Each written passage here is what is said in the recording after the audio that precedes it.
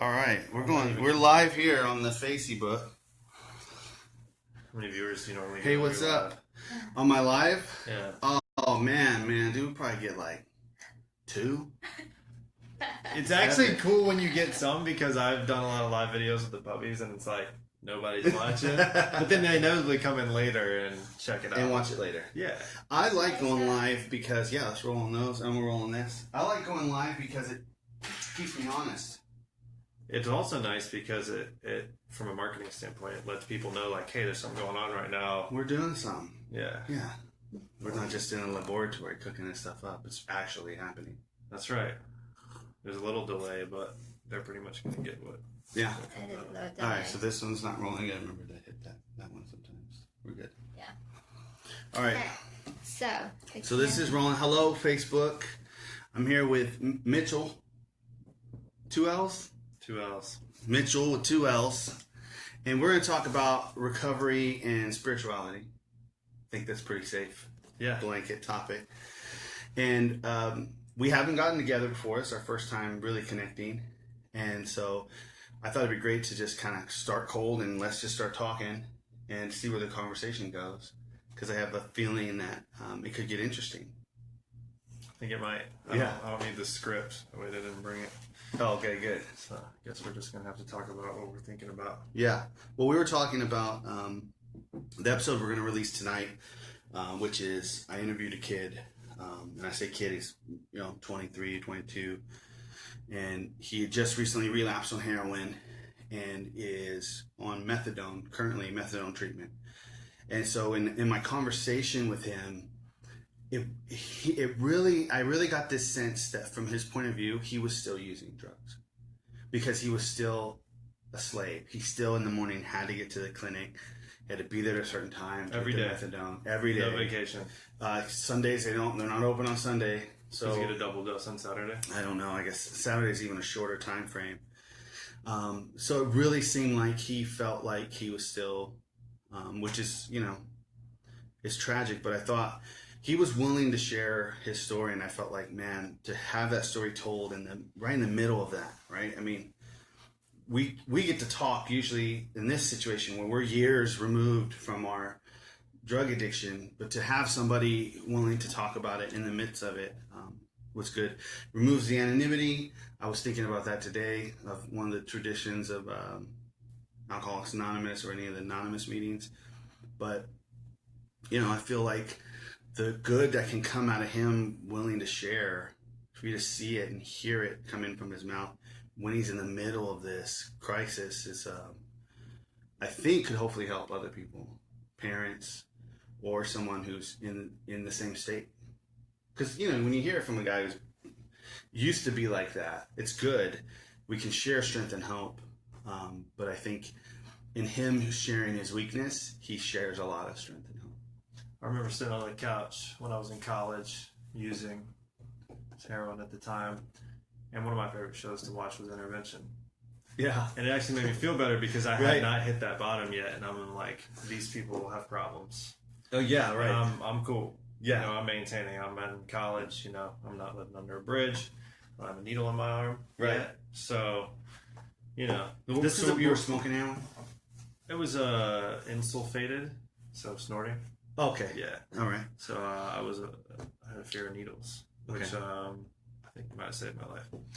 So yeah, I watched the show, and I guess the beauty of that was that I knew at some level what that would look like. And so if I got there, hopefully I'd know I've arrived at this point. Yes. And many years later, it hit me sitting in my office in New York. All my people had gone to prison, were dead, or in rehab. And I was the only one left, but I was no longer removed from that. And when it hit me hard, and I was too deep. I couldn't stop. You couldn't get out? I tried. Yeah. I started, giving some efforts and hit a bottom very soon after that. And my bottom was, I was dragged on the bottom until I said a prayer and got an answer. Got a way out.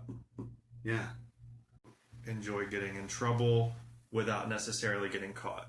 That I committed my first felony when I was in 3rd grade. I started selling Ace Ventura VHSs to my friends. Oh. So the black market was always attractive to me. In elementary school.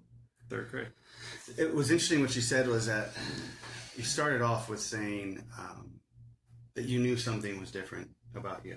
Well, I don't know that at the time I knew anything was different, but in hindsight, looking back, there was always something about me that was not normal. Yeah.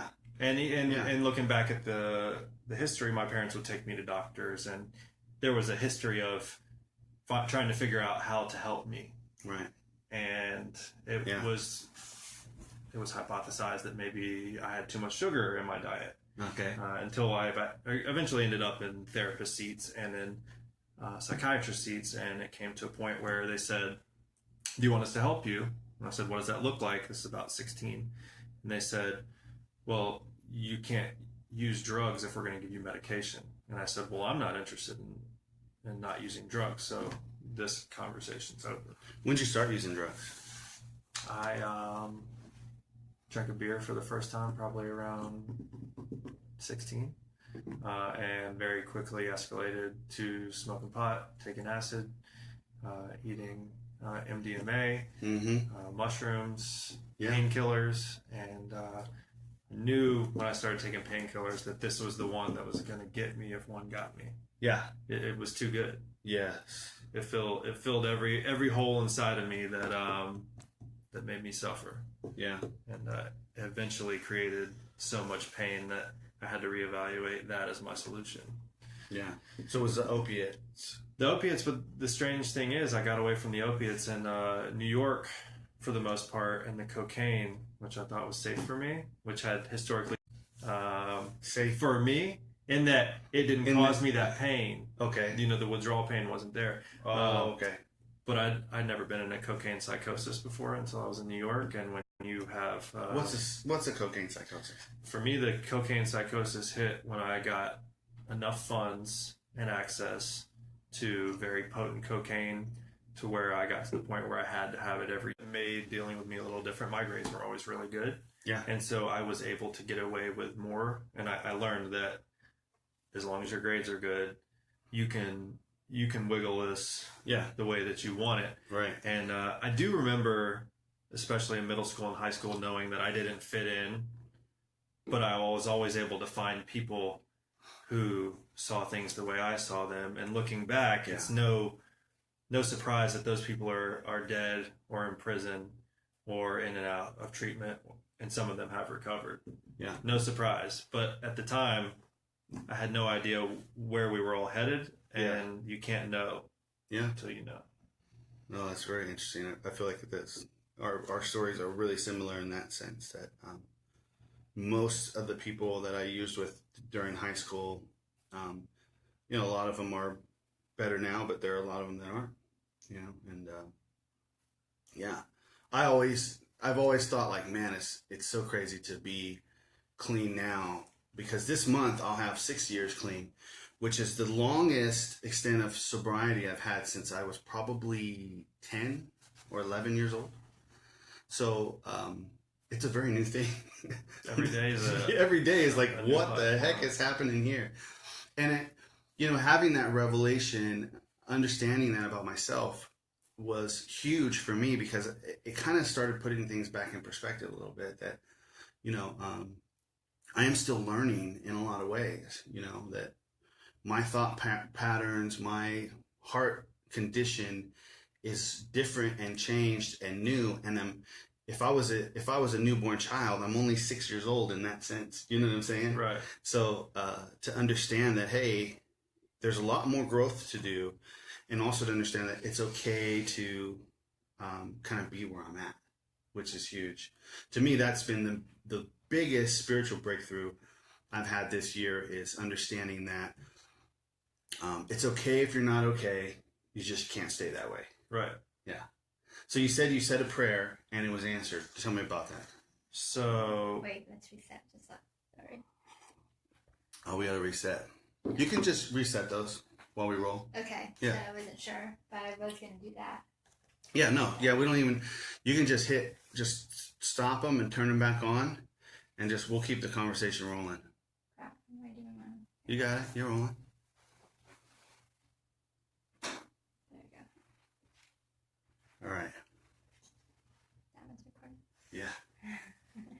Good.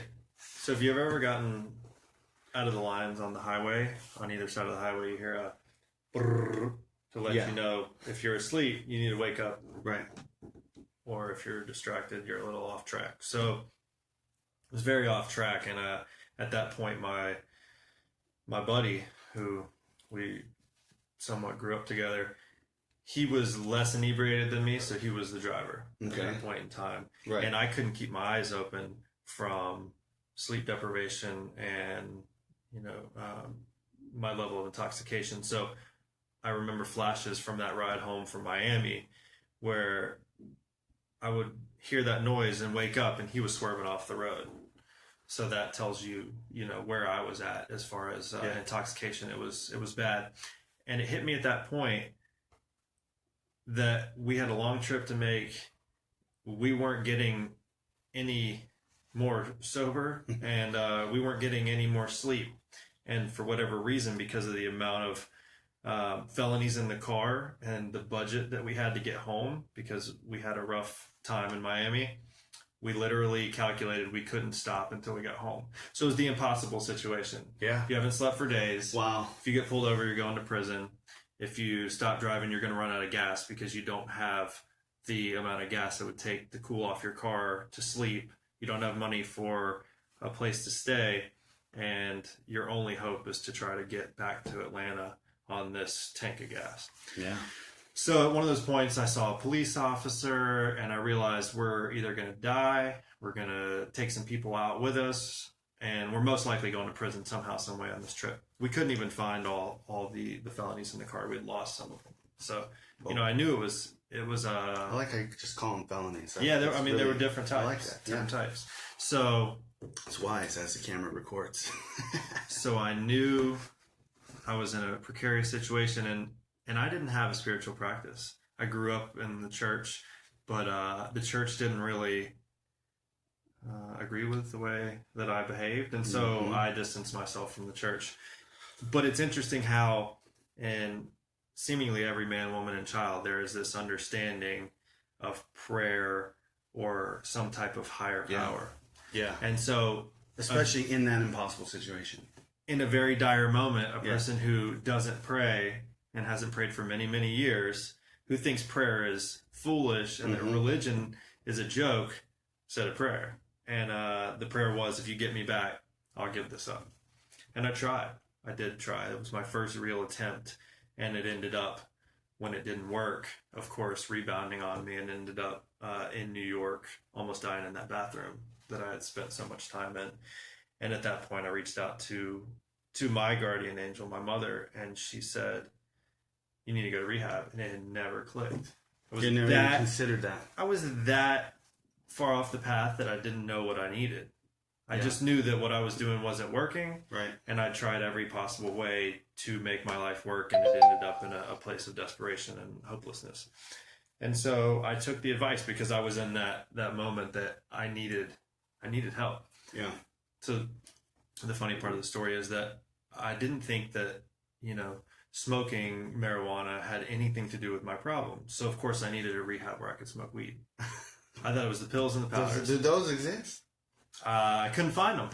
So I looked. I figured if you went to Canada, Colorado, or California, they would totally give you what you needed. Right. And couldn't find it. So my backup plan was to go to a rehab where I heard they had great food because I was underweight from the cocaine. I was hungry.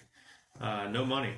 I had bounced every check possible, so to speak, and indebted in every way, and had gone from living the American dream, running my own company, you name it, in Manhattan, living, in the nicest neighborhood in the world, conceivably, to I didn't have a penny to my name and I couldn't get Chick-fil-A.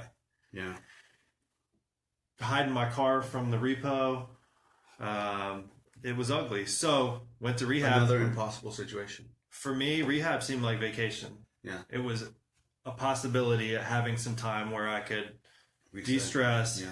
My bills were taken care of, and my motives were selfish. I needed to be in a place where I was taken care of.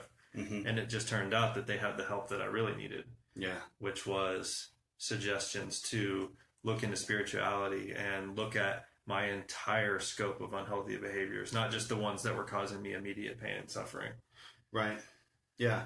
Well, you're talking about behavior, and you mentioned that you grew up in church, but because your behavior, they didn't agree with your behavior, that you felt like that was no longer a safe place for you. Not only that, I thought they were wrong because I found a solution that worked for me. And so if you didn't agree with me, you must be wrong. Oh, right. So I took that to the very end, to the point where I was reading some spiritual literature after going to detox, and the literature proposed, who are you to say there's no God? Right. And I'm sitting here in a place where I can't even have shoelaces because I could be a suicide risk. I'm not really in a position to say that I know how things should operate or do operate. And so I reconsidered my conclusions that I made as a teenager and a drug addict. Yeah. How old were you when you were in rehab?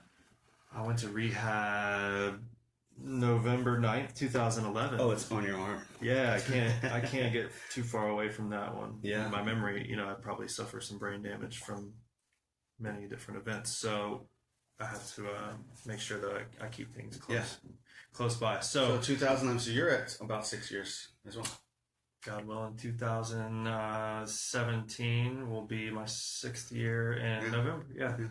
Same here. That's awesome. Yeah. Serendipitous. So that was the word that you were Serendipity using. is all over if your eyes are open. It seems like Yeah. if your spirit is awakening or awakened. There's some trail markers, as I call them. Yeah. Yeah, I'll be in a rough spot and I'll see something and it'll connect with me spiritually, and I'll say to myself, "You're on the right path." Yeah. Or you need to go toward that path. Yeah. And so far, it's been helpful. It's like Neo in the Matrix where the cat walks by. I don't remember Like, that. did you see a cat? I don't remember that because that was during a period that I didn't form too many memories. But I did a lot of camping when I was younger, and there were trail markers, and you had faith in them, and they got you where you needed to go. Yeah, exactly. And I love the way you described your kind of acknowledgement of God or a higher power, because it was this, it's not so much like, okay, here's these set of things, I'm believing in those set of things, and I'm going to align myself to those set of things and move forward. It was actually quite the opposite. You were saying, I don't know what I believe anymore, and I know that I'm not. It's a place of serenity. It's a place of surrender. I mean, where you kind of go, I know I'm not the one in control. Oh yeah, that's kind of as far as the thought needs to get, really. Right? I knew I was wrong. Right. It was the first time I was able to admit my plan didn't work. My ideas didn't get me where I thought they were going to get me. So perhaps the roadmap I was using was not accurate or appropriate, and perhaps I needed to look at another way. So I was completely open to it. No more ideas. How do ideas? Yes. Which I think is a great place to be, just as a human, period. It's kind of, me and my wife were talking today, and she wants to write a goal board out. I was like, I'm done with goals. I'm done with plans. I can't, it stresses me out too much. And what was interesting for me is as soon as I kind of start letting go of the plans and the ideas that I had for ourselves and for our future, was when I was able to kind of get back to the moment. And then it's this really paradox kind of thing where once I can be able to get back to the moment is when I actually end up working on the plan that I ended up kind of wanting to do anyway. A lot of paradoxes in this path. Yes, there is. And I think once you realize that, it's a great weight lifted off, right? Yeah. So tell me again. So you're in the rehab. You do this. You surrender, and then what?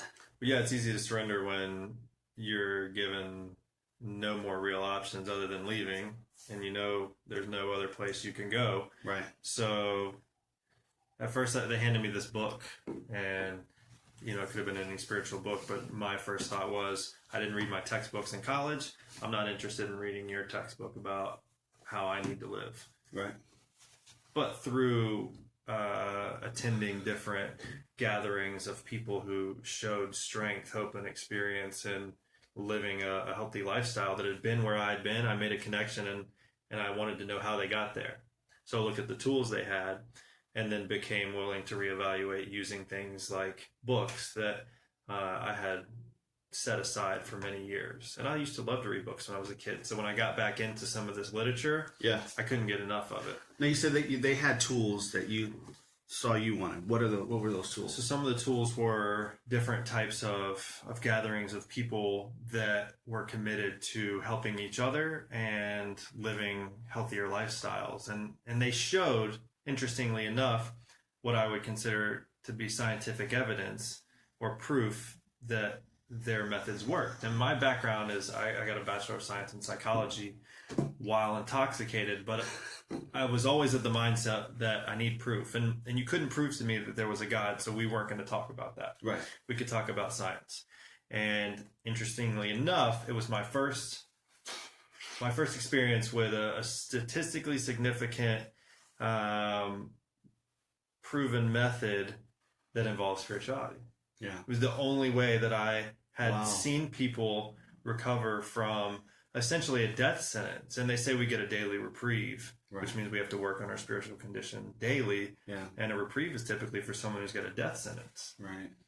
Wow. And so I started connecting these dots and literally had what I can only describe as spiritual experiences where for the first time I was getting rushes of whether you call them endorphins or energy that made me feel good without having to consume a substance. I'd never really experienced much of that. And so when I started getting that on this path, I knew there was something to this. Yeah.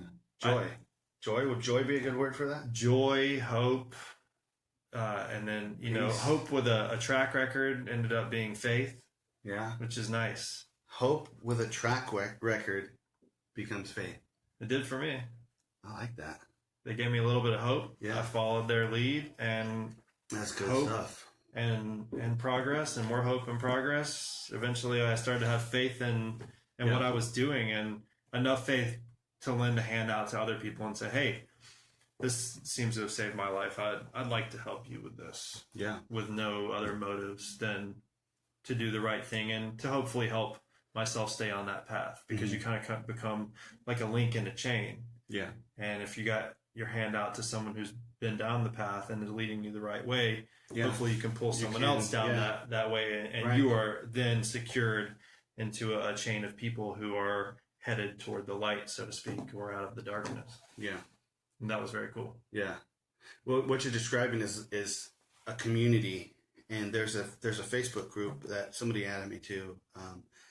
It's like a recovery community in Atlanta. ATL Yeah. recovery. And It's a I mean, close dude, group. I could probably cry talking about the stuff I see on there. Oh yeah, I love it. I need help. I feel alone. And it's just this flutter of call me. Here's my number. Call me. I'm here for you. Where you at? Or I need a place to stay. People that don't even know each other. Yes. It is beautiful to see. It is, to me, the perfect church. It's the perfect community of people who are willing to say, wherever you're at, here I am and here's my number. I don't know that I could do that in my Christian community and get that kind of response. Right. And so I'm critical of Christianity because I am a Christian. So I feel like I can be, right? And so when I look at this, just a Facebook group, I mean, really, like, what's a Facebook group going to do? And here it is, really, actually doing good. So kudos to anybody who's like in that group and participating. It's one of those tools that when the student is ready, the teacher appears, so to speak, when you're ready and open to help. And if your experience is anything like mine, you realize there are all these tools at your fingertips that are invaluable and can help save your life and other people's lives. Yeah. It's a pretty incredible awakening that you can't unlearn that. And even if we fall short and if we relapse and if we fall off path, Yeah.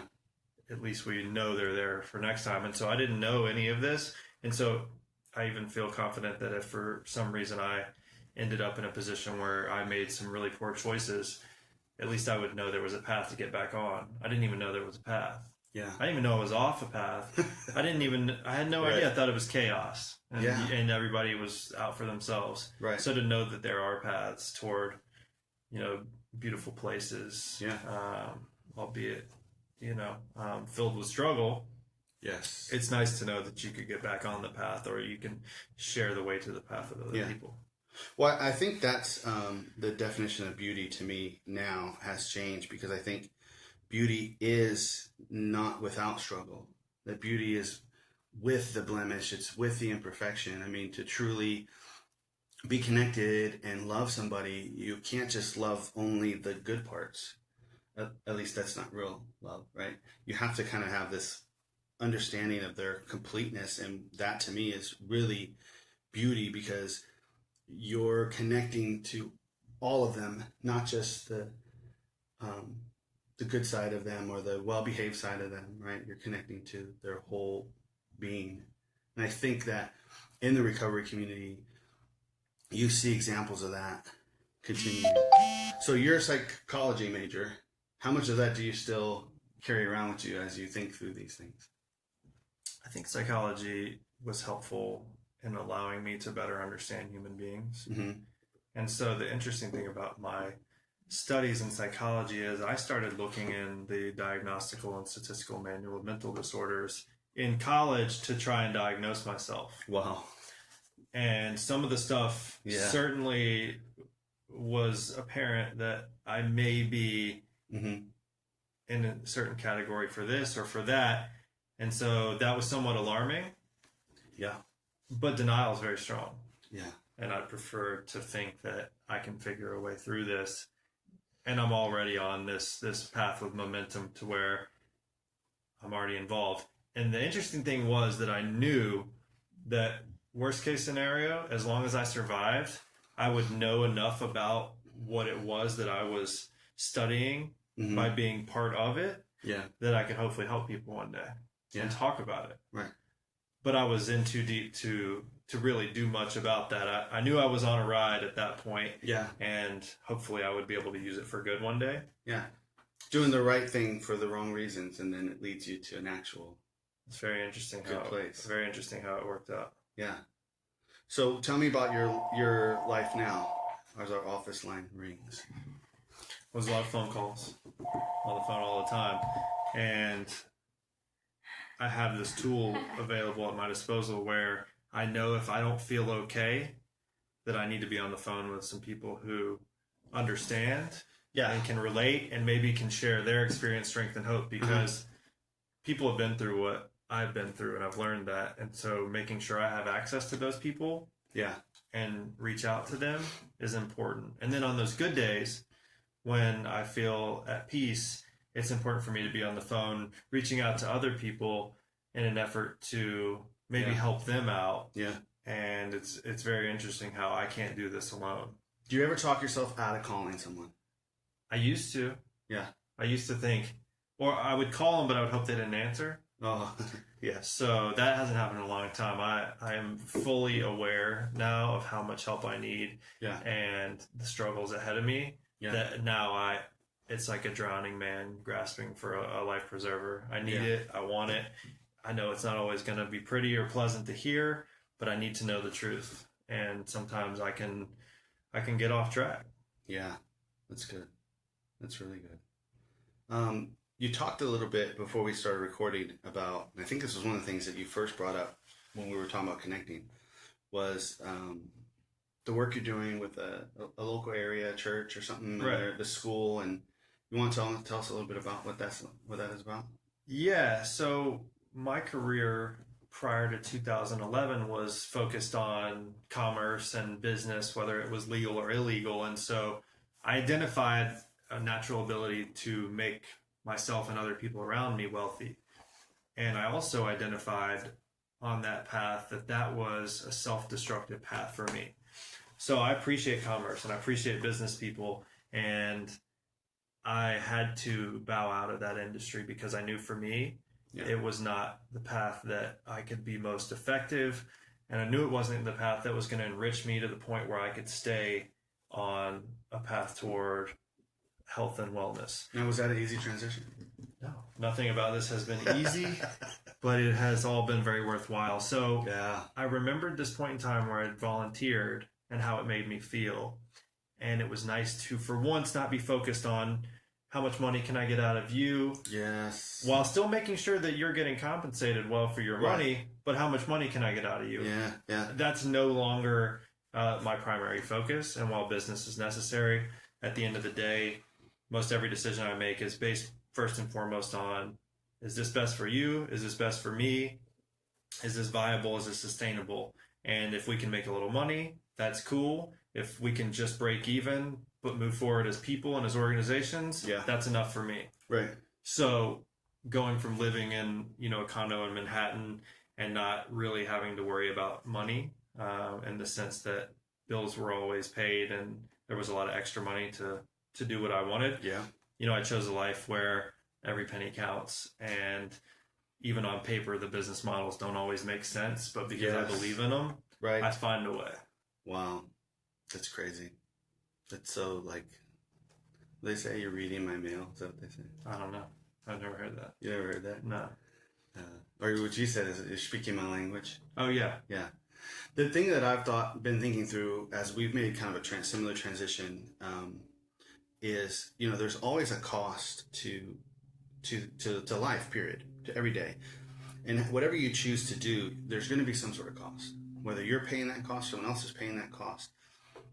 And I think to choose a life that's maybe leveraging yourself for the wellness of others, and not just financially thinking that there is a cost for that, right? I mean, you have to be, you can't be consumed all day with meetings and calls and emails and business and this. You have to give yourself room to be open to take those phone calls and to be in a community.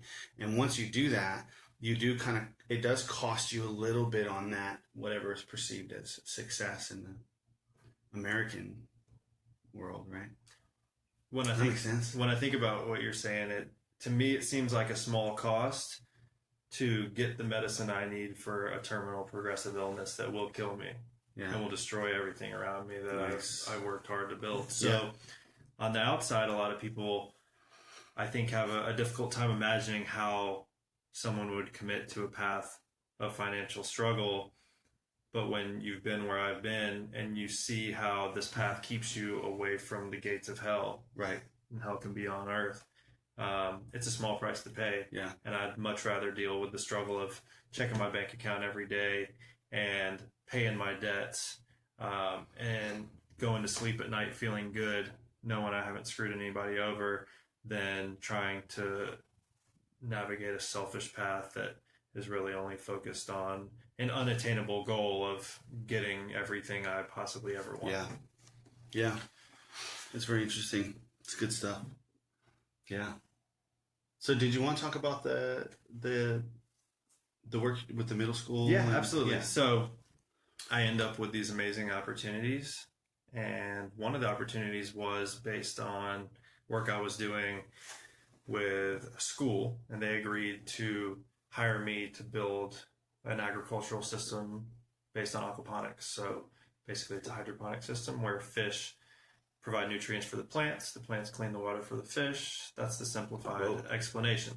But it's cool, and you can talk about science around it, and it is something that I enjoy doing, and it's challenging, and I knew the kids would probably dig it.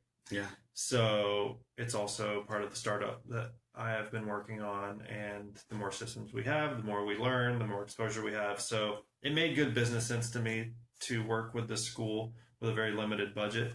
And in the process, I was given opportunities to work with the kids, which was actually the most rewarding part of this process, because I got to see the spark in their eyes that I didn't get until I was much older for things like this. Right. And I got to see that they were actually in a position to work on skills that I had yet to really work on and master as an adult.